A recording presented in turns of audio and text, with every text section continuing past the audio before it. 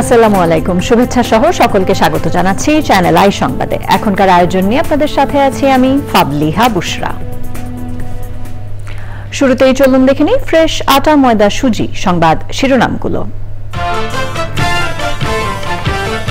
বিএনপির আপত্তিতে জাতীয় সাংবিধানিক কাউন্সিল হচ্ছে না, সাংবিধানিক পদে নিয়োগের জন্য কমিটি গঠনে ঐকমত্য কমিশনের সুপারিশ। রাজনৈতিক সমাধানের নামে কালক্ষেপণ ও আইন শৃঙ্খলা বাহিনীর নিষ্ক্রিয়তায় পিলখানা হত্যাকাণ্ড বলছে কমিশন, বিদেশি সংশ্লিষ্টতার তথ্য প্রমাণ। সাবেক সিইসি কাজী হাবিবুল্লাহ আউয়ালকে গ্রেফতার করেছে ডিবি, নির্বাচনের ফল পরিবর্তন ও ভোটের অধিকার হরণের অভিযোগ। প্লাস্টিকই মানুষের অস্তিত্বে চ্যালেঞ্জ ছুঁড়ে দিয়েছে বললেন প্রধান উপদেষ্টা। পরিবেশ রক্ষায় ভূমিকা রাখায় ৩১ প্রতিষ্ঠান ও ব্যক্তিকে বিশেষ পুরস্কার প্রদান। প্রকৃতি ধ্বংস করে টেকসই উন্নয়ন সম্ভব নয় বললেন প্রকৃতি ও জীবন ফাউন্ডেশনের চেয়ারম্যান। পরিবেশ রক্ষায় সবুজায়ন কর্মসূচি গতিশীল করার প্রত্যয়। এবং কলম্বো টেস্টে বাংলাদেশ ব্যাটারদের হতাশাজনক পারফরমেন্স, শ্রীলঙ্কার বিপক্ষে প্রথম দিন শেষে সংগ্রহ ৮ উইকেটে ২২০ রান। এছাড়া নিটোল টাটা বিশেষ সংবাদে থাকছে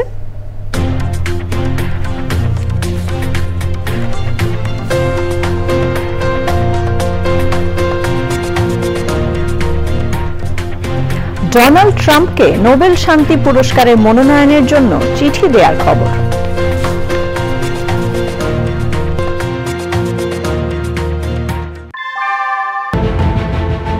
Primacy inbuilt. German technology, Bangladesh's first thermix rod, Salam Steel Thermax. সংবাদ শিরোনামগুলো জানাচ্ছিলাম। এখনকার এই সংবাদ আয়োজন একই সঙ্গে চ্যানেল আই এর ইউটিউব চ্যানেল এবং চ্যানেল আই এর ওটিটি প্ল্যাটফর্ম আই স্ক্রিনে লাইভ স্ট্রিম হচ্ছে। এবার জানাবো বিস্তারিত। বিডিআর বিদ্রোহে হত্যাকাণ্ডের তদন্ত সম্পর্কিত জাতীয় স্বাধীন তদন্ত কমিশন জানিয়েছে, রাজনৈতিকভাবে সমাধানের নামে কালক্ষেপণ ও আইন শৃঙ্খলা বাহিনী নিষ্ক্রিয় থাকায় বিডিআর সদস্যরা নির্বিঘ্নে হত্যাকাণ্ড চালিয়েছিল। সংবাদ সম্মেলনে কমিশন সভাপতি জানান, বিডিআর বিদ্রোহের ঘটনায় বিদেশি সংশ্লিষ্টতার তথ্য প্রমাণ পাওয়া গেছে। ঘটনাকে ভিন্ন খাতে প্রবাহিত করা ও আলামত ধ্বংসের জন্য দায়ী ব্যক্তি ও সংস্থাগুলোকে চিহ্নিত করা হচ্ছে। রিয়াজ ইসলামের রিপোর্ট।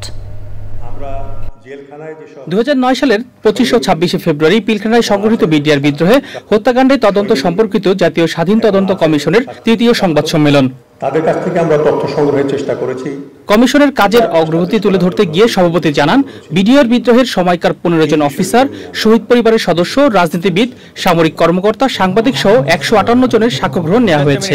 55 জন সামরিক অফিসার যারা বিভিন্নভাবে পিলখানা ট্র্যাজেডির সাথে সংশ্লিষ্ট ছিলেন বা গুরুত্বপূর্ণ দায়িত্বে ছিলেন, তাদের জবানবন্দি নেওয়া হয়েছে। এদের মধ্যে রয়েছেন একাধিক সাবেক সেনা, নৌ ও বিমান বাহিনী প্রধান, বিভিন্ন গোয়েন্দা বাহিনী প্রধান ও অন্যান্য উচ্চপদস্থ কর্মকর্তাবৃন্দ। কমিশন বিভিন্ন উৎস থেকে অসংখ্য ভিডিও ফুটেজ, ছবি, সিসিটিভি ফুটেজ সংগ্রহ করেছে। এগুলো বিশ্লেষণ করা হচ্ছে এবং প্রয়োজনীয় ক্ষেত্রে ফরেনসিক অ্যানালিসিস করার জন্য সংশ্লিষ্ট সংস্থায় প্রেরণ করা হয়েছে। বিদ্রোহ চলাকালে কিছু গণমাধ্যম পক্ষপাতদুষ্ট সংবাদ প্রচার করে বিদ্রোহকে উস্কে দিয়েছে অভিযোগ করে ফজলুর রহমান বলেন, পিলখানা হত্যাকাণ্ডে রাজনৈতিক নেতাদের সংশ্লিষ্টতা পাওয়া গেছে। প্রাপ্ত তথ্যপত্র থেকে তৎকালীন রাজনৈতিক নেতৃবৃন্দের নানা মাত্রায় সংশ্লিষ্টতার যথেষ্ট তথ্য প্রমাণ পাওয়া গেছে এবং বর্তমানে তথ্য প্রমাণ যাচাই বাছাইয়ের কাজ চলছে। বিভিন্ন সাক্ষ্য হতে প্রতীয়মান হয় যে রাজনৈতিকভাবে সমস্যা সমাধানের নামে অযথা কালক্ষেপণ করায় এবং সশস্ত্র বাহিনী এবং অন্যান্য আইন শৃঙ্খলা বাহিনীর নিষ্ক্রিয় থাকার কারণে বিদ্রোহীরা নির্বিঘ্নে হত্যাকাণ্ড অন্যান্য অপরাধ সংগঠন করতে সমর্থ হয়েছে। 50 জনের বেশি সাক্ষ্য গ্রহণ বাকি থাকায় চূড়ান্ত প্রতিবেদন দাখিলের জন্য 30 সেপ্টেম্বর পর্যন্ত সময় চেয়েছে স্বাধীন তদন্ত commission. Riaz Islam, channel I, Dhaka. কয়েকদিনের আলোচনার পরও রাষ্ট্রের 4টি মূলনীতি প্রশ্নে রাজনৈতিক দলগুলোর মধ্যে ঐকমত্য হয়নি।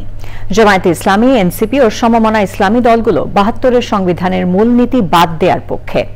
এনসিপির সদস্য সচিব আক্তার হোসেন 72-এর সংবিধানের 4 মূলনীতিকে এক ব্যক্তি ও মুজিববাদী চেতনার প্রতিফলন উল্লেখ করে বাদ দেওয়ার পক্ষে মত দিয়েছেন। অন্যদিকে গণফোরাম, সিপিবি সহ বাম দলগুলোর প্রতিনিধিরা বলছেন, 1972 সংবিধানের রাষ্ট্রীয় 4টি মূলনীতি রেখেই জাতীয় ঐকমত্য কমিশন প্রস্তাবিত নতুন মূলনীতি যুক্ত করতে পারে, কিন্তু 72 মূলনীতি বাদ দিয়ে ঐকমত্য কমিশন নতুন মূলনীতি করলে মানবেন না তারা। এছাড়া জাতীয় সাংবিধানিক কাউন্সিলের নাম পরিবর্তন করে সংবিধান ও সংবিধিবদ্ধ প্রতিষ্ঠানের নিয়োগ কমিটি হিসেবে এনসিসির নতুন নাম প্রস্তাব করেছে ঐকমত্য কমিশন। বিএনপি সহ সমমনা কয়েকটি দল সেই প্রস্তাবে একমত হয়নি। বিএনপি নেতা সালাউদ্দিন আহমেদ বলেছেন, নাম পরিবর্তন করলেও এর কাঠামো নির্বাহী বিভাগের ক্ষমতা খর্ব করবে।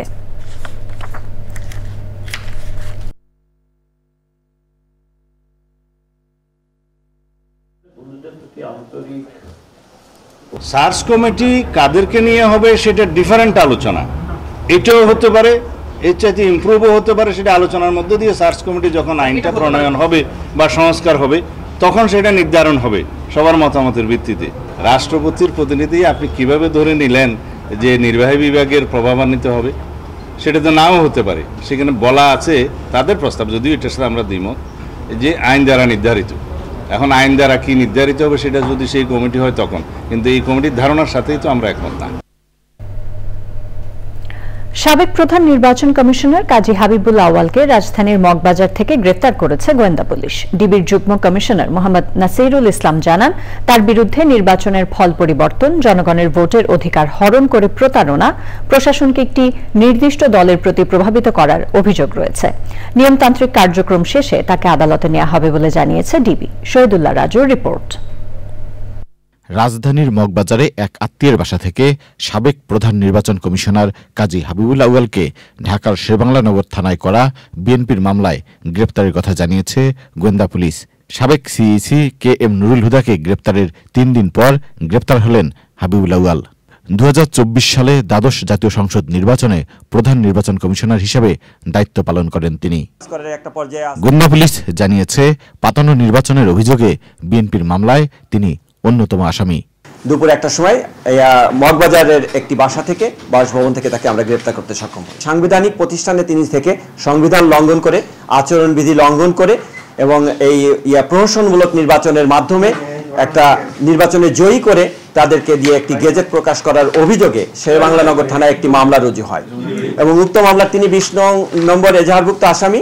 হাবিবুল আউয়ালকে জিজ্ঞাসাবাদ করা হয়েছে কিনা এমন প্রশ্নে ডিবির এই কর্মকর্তা বলেন, তার রিমান্ডের বিষয়ে মামলার তদন্ত কর্মকর্তা সিদ্ধান্ত নেবেন। এখানে আমাদের যে ইনিশিয়াল কিছু ম্যানেজমেন্ট আছে, অর্থাৎ তার মেডিকেল চেকআপ করা, কিছু ডেটাবেস মেনটেন করা এবং তৎপরবর্তী থানার যে তদন্তকারী কর্মকর্তা যিনি আসবেন তার নিকট আমরা হস্তান্তর করব। হস্তান্তরের পরবর্তীতে তাকে বিজ্ঞ আদালতে প্রেরণ করা হবে। বিএনপির মামলায় কেবল দ্বাদশ সংসদ নির্বাচন নয়, 2014 সালে অনুষ্ঠিত 10ম ও 2018 সালের একাদশ সংসদ নির্বাচনে দায়িত্ব পালন করা নির্বাচন কমিশনার সাবেক প্রধানমন্ত্রী শেখ হাসিনা সহ 24 জনের নাম রয়েছে। Shahidullah Raju, channel I, Dhaka. আদালত অবমাননার মামলায় ক্ষমতাচ্যুত প্রধানমন্ত্রী শেখ হাসিনার পক্ষে নিয়োগ দেয়া আইনজীবী আমিনুল গনি টিটুকে সরিয়ে দিয়েছেন ট্রাইব্যুনাল। 5 আগস্ট শেখ হাসিনার বিচার চেয়ে সামাজিক যোগাযোগ মাধ্যমে পোস্ট দেওয়ার পরিপ্রেক্ষিতে ওই পদক্ষেপ নেন আদালত। পরে নতুন করে আইনজীবী আমির হোসেনকে নিয়োগ দেওয়া হয়। এই মামলায় অ্যামিকাস কিউরি সিনিয়র আইনজীবী A.Y. মশিউজ্জামানের বক্তব্য 2রা জুলাই শুনবেন আন্তর্জাতিক অপরাধ ট্রাইব্যুনাল। মাজহারুল হক মান্নার রিপোর্ট। আদালত অবমাননার অভিযোগের মামলায় শেখ হাসিনা ও ছাত্রলীগ নেতা শাকিল আলম বুলবুলের পক্ষে আইনজীবী আমিনুল গনি টিটুকে স্টেট ডিফেন্স হিসেবে নিয়োগ দিয়েছিলেন ট্রাইব্যুনাল, কিন্তু তার নিয়োগ নিয়ে শুরু হয় সমালোচনা। জানা যায় 5 আগস্ট শেখ হাসিনার বিচার চেয়ে সামাজিক যোগাযোগ মাধ্যমে পোস্ট দিয়েছিলেন আমিনুল গনি টিটু। এরই পরিপ্রেক্ষিতে ওই আইনজীবী শেখ হাসিনার পক্ষে আইনি লড়াই করতে পারেন কিনা এমন প্রশ্ন করেন আদালত। আইনজীবীর বক্তব্য শুনে আদেশ দেন ট্রাইব্যুনাল। একথা সত্য যে 5 আগস্ট 2024 আমি বিগত ফ্যাসিস্ট সরকার তার বিরুদ্ধে 2013 থেকে নিয়মিত আমি যা অসঙ্গতি, সরকারের যে সমস্ত অসঙ্গতি ছিল এইসব নিয়ে আমি পোস্ট দিয়েছি এবং অনেক কবিতা লিখেছি। আমি একজন কবিও। আমার আজকের যিনি ক্লায়েন্ট তার সপক্ষেই আমি আমার সমস্ত সাবমিশন আমি রাখতাম। তো যেহেতু সেই সুযোগ হয়নি, আর এটা এথিক্যালি একটা ব্যাপার রয়ে গেছে। সবকিছু বিবেচনা করলে আমার প্রত্যাহার করা ছাড়া আর কোনো বিকল্প ছিল না। এদিকে আদালত অবমাননার মামলায় বক্তব্য দিতে ট্রাইব্যুনালে হাজির হয়ে 2 সপ্তাহ সময় চেয়েছেন অ্যামিকাস কিউরি AY মশিউজ্জামান। এই মামলায় স্টেট ডিফেন্স থেকে তাকে প্রত্যাহার করিয়ে অ্যাডভোকেট জনাব আমির হোসেনকে এই মামলায় নতুন করে স্টেট ডিফেন্স হিসাবে এঙ্গেজ করেছে এবং এই মামলায় পরবর্তী প্রসিকিউশন এবং স্টেট ডিফেন্স এবং অ্যামিকাস কিউরি 3 জনের পক্ষ থেকেই পরবর্তী শুনানি 2 জুলাই 2025। জুলাই আগস্ট হত্যাকাণ্ডে শেখ হাসিনার বিরুদ্ধে দায়ের হওয়া মামলায় অভিযোগ গঠনের শুনানির দিন 1 জুলাই। মাজহুল হক মান্না, চ্যানেল আই, ঢাকা। প্রধান উপদেষ্টা অধ্যাপক মোহাম্মদ ইউনূস বলেছেন, প্লাস্টিক ও পলিথিন বন্ধের বিষয়ে সরকার সিদ্ধান্ত নিলে এর গুরুত্ব না বুঝে অনেকেই হাসাহাসি করেন, কিন্তু বাস্তবতা হচ্ছে এই প্লাস্টিকই মানুষের অস্তিত্ব নিয়ে চ্যালেঞ্জ ছুঁড়ে দিয়েছে। সারা দেশের গুরুত্বপূর্ণ নদীগুলোকে দখলমুক্ত করার কথা বলেন প্রধান উপদেষ্টা। পরিবেশ রক্ষায় বিশেষ ভূমিকা রাখায় 31 প্রতিষ্ঠান ও ব্যক্তিকে বিশেষ পুরস্কার দেয়া হয়েছে। মুস্তাফা মল্লিকের রিপোর্ট। নগরীর চীন বাংলাদেশ মৈত্রী সম্মেলন কেন্দ্রে বিশ্ব পরিবেশ দিবস ও পরিবেশ মেলা 2025-এর উদ্বোধন করেন প্রধান উপদেষ্টা অধ্যাপক ডক্টর মোহাম্মদ ইউনূস। পরিবেশ দেশ তথা পুরো বিশ্বকে বাঁচাতে সপ্তাহে একদিনের জন্য হলেও প্লাস্টিক বর্জনের আহ্বান জানান প্রধান উপদেষ্টা। প্লাস্টিক এমন জিনিসে দাঁড়িয়ে গেছে যে ক্রমাগত হুঙ্কার দিচ্ছে, হয় আমরা থাকবো না হয় তোমরা থাকবে, এবং তাদের জয়যাত্রা অব্যাহত রয়েছে। মন্ত্রণালয় বলছে প্লাস্টিক বোতল রাখা যাবে না, আমরা হাসাহাসি করব, কাজ নেই তো একটা প্লাস্টিক বোতলের পেছনে লাগছিল না। পলিথিন ছাড়া পৃথিবী অচল, এই কথা বলার কোনো সাধ্য নেই।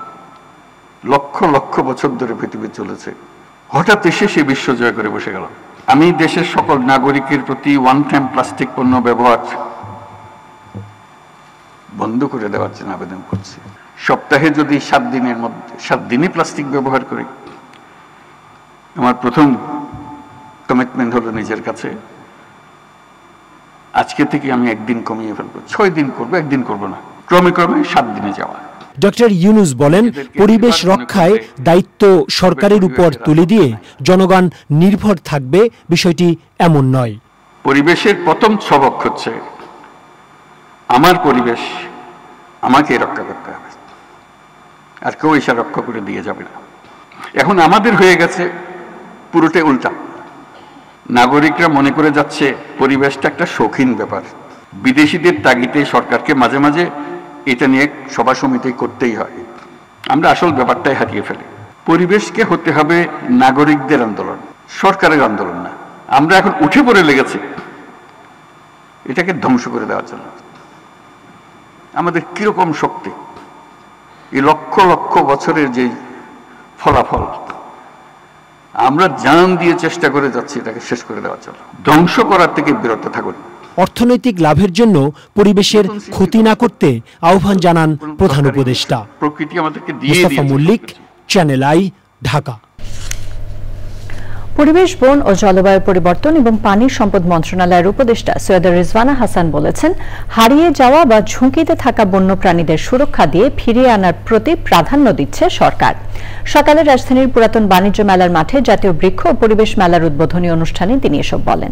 পরিবেশ উপদেষ্টা বলেছেন, বৃক্ষ মেলায় দেশীয় জাতের গাছ তুলে ধরতে নার্সারির মালিকদের নির্দেশনা দেওয়া হয়েছে। এছাড়াও মেলায় আকাশমণি গাছের চারা না আনতে বলা হয়েছে। অনুষ্ঠানটি ঢাকা উত্তর সিটি কর্পোরেশনের প্রশাসক মোহাম্মদ এজাজ এবং অন্যরা উপস্থিত ছিলেন।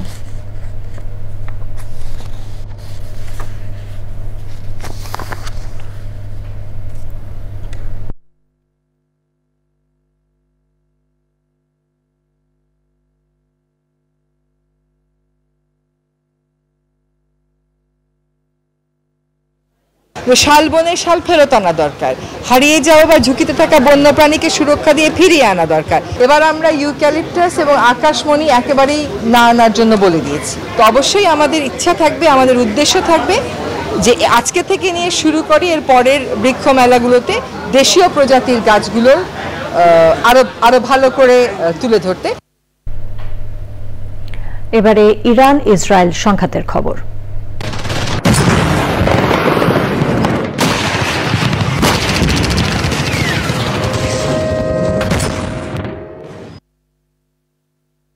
মার্কিন হামলায় ইরানের পারমাণবিক কর্মসূচি ধ্বংস হয়নি দাবি করে যুক্তরাষ্ট্রের গোয়েন্দা রিপোর্টকে ভুয়া বলে প্রত্যাখ্যান করেছেন প্রেসিডেন্ট ডোনাল্ড ট্রাম্প।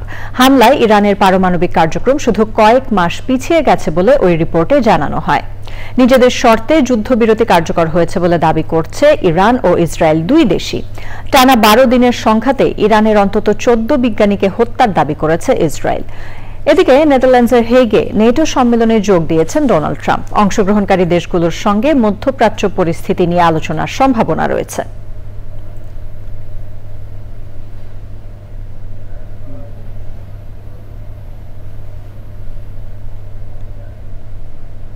এবার অন্যান্য খবর। পরিবেশ বান্ধব চামড়া শিল্প নগরী গড়ে তুলতে বৃক্ষরোপণ ও পরিচর্যায় সমন্বিত উদ্যোগ জরুরি বলেছেন প্রকৃতি ও জীবন ফাউন্ডেশনের চেয়ারম্যান বীর মুক্তিযোদ্ধা মুকিত মজুমদার বাবু। সাভারের চামড়া শিল্প নগরীতে বৃক্ষরোপণ কর্মসূচিতে অংশ নিয়ে তিনি বলেন, প্রকৃতিকে ধ্বংস করে টেকসই উন্নয়ন সম্ভব নয়, তাই আগামীর সুস্থ সুন্দর পরিবেশ নিশ্চিতে বৃক্ষরোপণের বিকল্প নেই। পরিবেশের ভারসাম্য রক্ষায় সবুজায়ন কর্মসূচি আরও বেগবান করার প্রত্যয় জানান বিশিষ্টজনরা।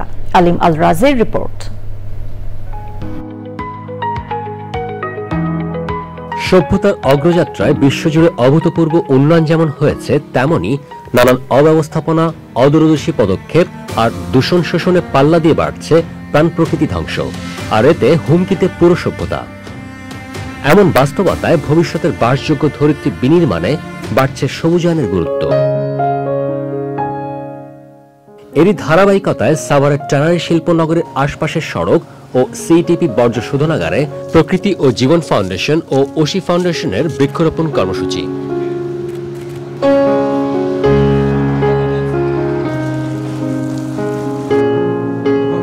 রোপণ করা হয় বিভিন্ন ফলদ, বনজ ও ঔষধি গাছের চারা। গাছ পরিবেশের জন্য অনেক গুরুত্বপূর্ণ ভূমিকা রাখে। বৃক্ষরোপণ অভিযান যাদের মাধ্যমে হইতেছে প্রকৃতি ও জীবন ফাউন্ডেশন, আমরা ওনাদেরকে আন্তরিক ধন্যবাদ জানাইতেছি এবং এটা যেন অব্যাহত রাখে।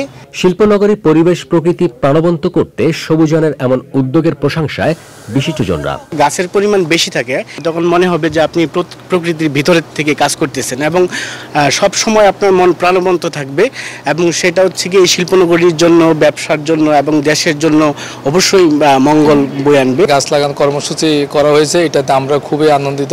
বিশেষ করে আমরা ট্যানারি মালিকের পক্ষ থেকে আমরা চ্যানেলকে ধন্যবাদ জানাই। এতে আমাদের আরো উৎসাহ আসবে, আমরা আরো এইটাকে অনুপ্রেরণা হিসাবে নিয়ে আমরা সামনের দিকে আরো এখানে আরো বেশি বেশি গাছ লাগাবো ইনশাল্লাহ। ট্যানারিতে বৃক্ষরোপণ গুরুত্বপূর্ণ। এখানে ট্যানারিতে বিভিন্ন ধরনের কেমিক্যালস ইউজ হয়। হ্যাঁ, এর মধ্যে স্পেশালি আমরা যদি বলি কার্বন মনোক্সাইড, কার্বন ডাইঅক্সাইড, হ্যাঁ, অক্সিজেনের এই ভারসাম্যটা এই বজায় থাকবে আর কি। আর আমরা সবসময় যদি এনভায়রনমেন্ট ফ্রেন্ডলি করতে চাই, তারপরে বনায়ন বা সবুজায়নের বিকল্প নাই। এনভায়রনমেন্ট ফ্রেন্ডলি বা সবুজায়নে যেতে হলে গাছের সংখ্যা বাড়াতে হবে।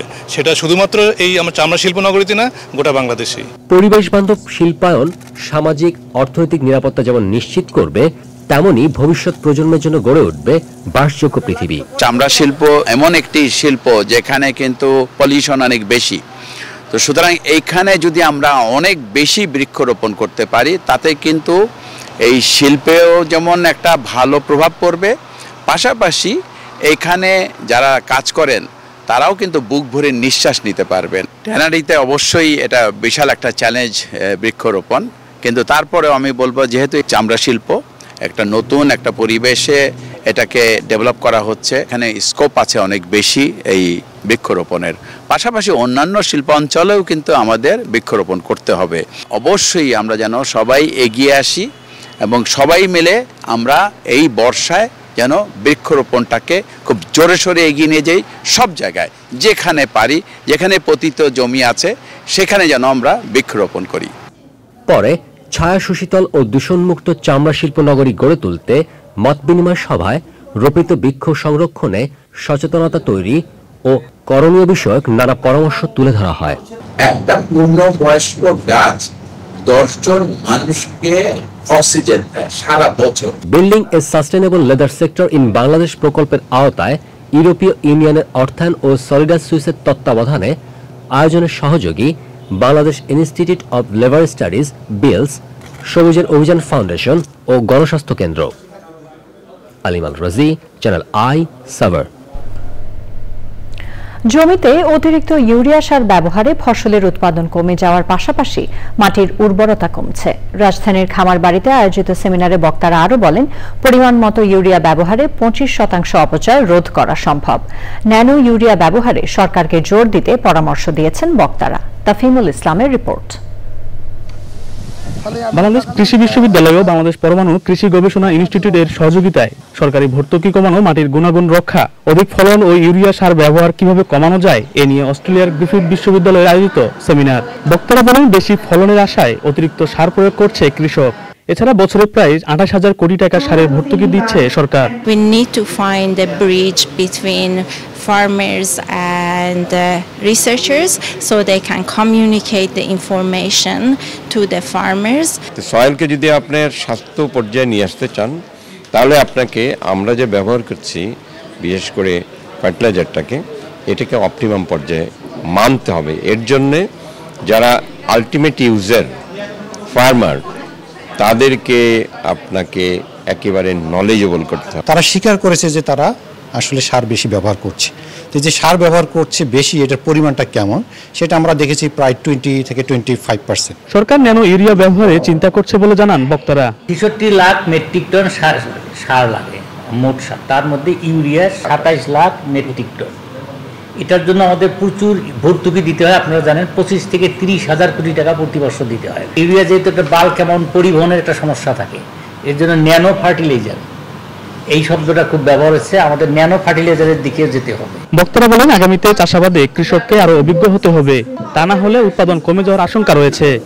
তাফিমুল ইসলাম, চ্যানেল আই, ঢাকা। শহর নগরে দিনে দিনে বাড়ছে ছাদ কৃষি, তবে অধিকাংশ ক্ষেত্রে সমস্যা দেখা দেয় মানসম্মত চারা প্রাপ্তিতে।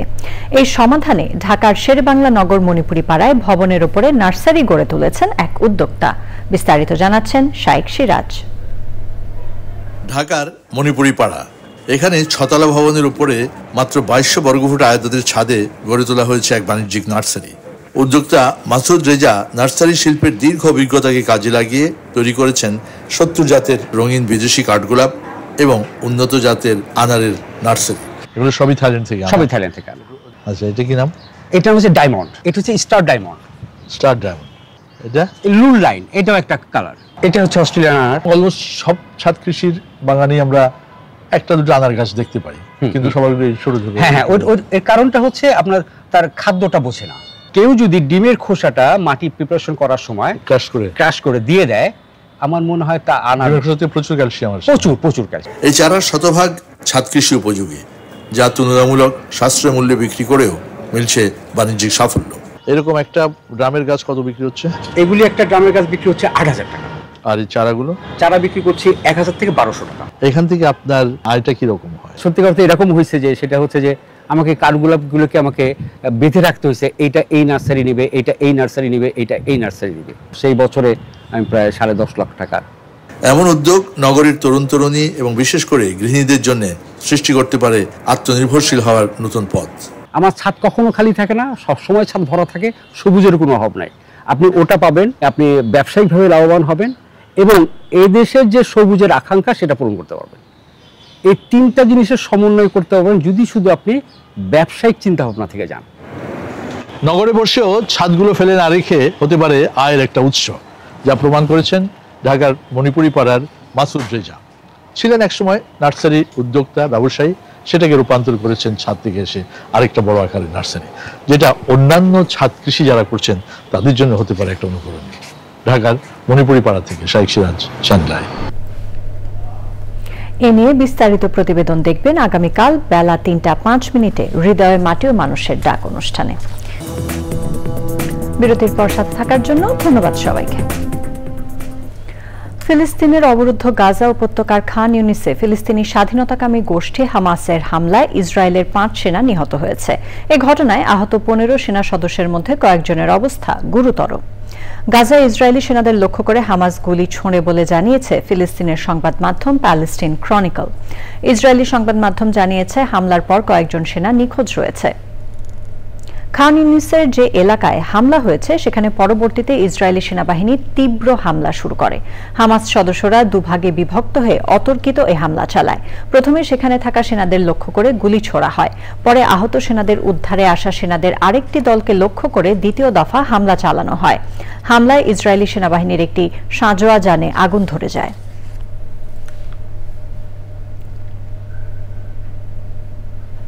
নিটোল টাটা বিশেষ সংবাদ।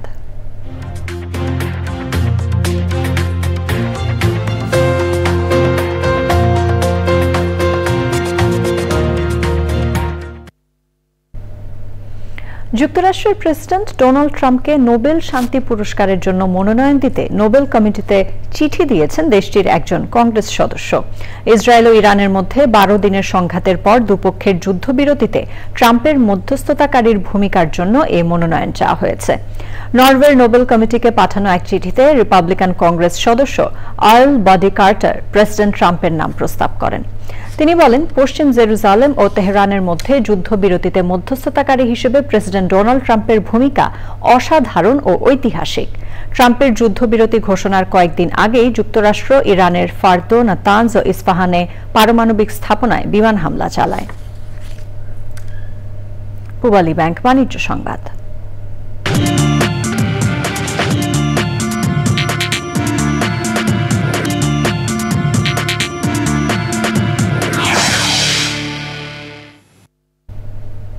অর্থ উপদেষ্টা ডক্টর সালেউদ্দিন আহমেদ বলেছেন, যে কোনো দেশে অর্থনৈতিক কর্মকাণ্ড রাজনীতির স্থিতিশীলতার উপর নির্ভর করে।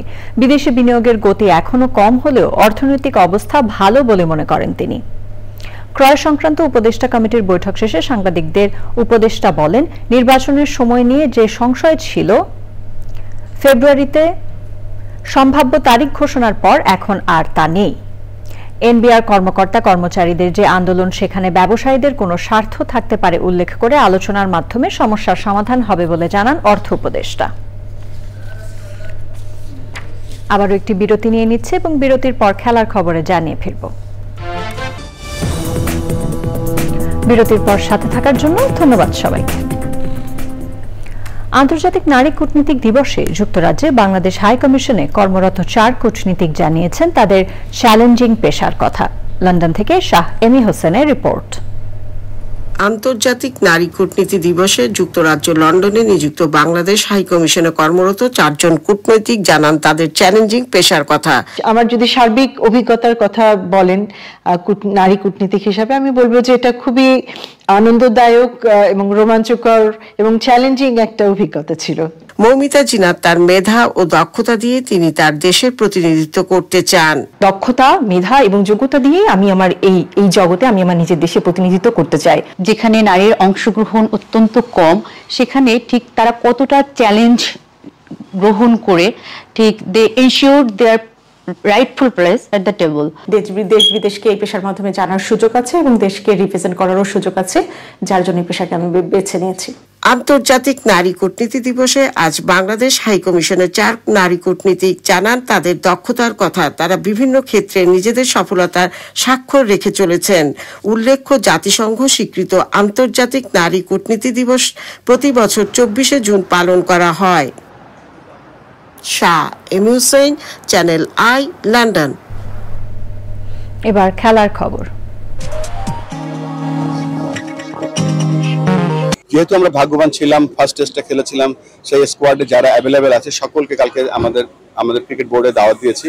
সো মেইনলি হচ্ছে আমাদের সেই পূর্বের 25 বছরের সেই স্মৃতিতে ফিরে যাওয়া, আমাদের সেই বন্ধুত্ব, ক্রিকেটের বন্ধুত্ব যাতে আমরা অটুট থাকে এবং তাদেরকে সম্মান জানাই। এরই সাথে আয়োজনের শেষ পর্যায়ে আমরা, তবে যাবার আগে ফ্রেশ আটা, ময়দা, সুজি সংবাদ শিরোনামগুলো জানিয়ে দিচ্ছি আরো একবার। বিএনপির আপত্তিতে জাতীয় সাংবিধানিক কাউন্সিল হচ্ছে না। সাংবিধানিক পদে নিয়োগের জন্য কমিটি গঠনে ঐকমত্য কমিশনের সুপারিশ। রাজনৈতিক সমাধানের নামে কালক্ষেপণ ও আইন শৃঙ্খলা বাহিনীর নিষ্ক্রিয়তায় পিলখানা হত্যাকাণ্ড বলছে কমিশন। বিদেশি সংশ্লিষ্টতার তথ্য প্রমাণ। সাবেক সিইসি কাজী হাবিবুল্লাহ আওয়ালকে গ্রেফতার করেছে ডিবি। নির্বাচনের ফল পরিবর্তন ও ভোটের অধিকার হরণের অভিযোগ।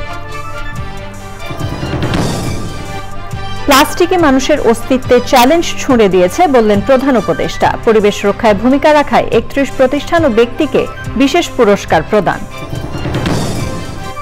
প্রকৃতি ধ্বংস করে টেকসই উন্নয়ন সম্ভব নয় বললেন প্রকৃতি ও জীবন ফাউন্ডেশনের চেয়ারম্যান। পরিবেশ রক্ষায় সবুজায়ন কর্মসূচি গতিশীল করার প্রত্যয়। এবং কলম্বো টেস্টে বাংলাদেশ ব্যাটারদের হতাশাজনক পারফরম্যান্স। শ্রীলঙ্কার বিপক্ষে প্রথম দিন শেষে সংগ্রহ ৮ উইকেটে ২২০ রান। চ্যানেল আই সর্বশেষ সংবাদ জানতে ভিজিট করুন channelionline.com এ। যুক্ত থাকুন আমাদের সোশ্যাল মিডিয়া প্ল্যাটফর্মগুলোর সাথে। আমাদের পরবর্তী সংবাদ দেখার আমন্ত্রণ জানিয়ে শেষ করছি। এতক্ষণ সাথে থাকার জন্য ধন্যবাদ সবাইকে।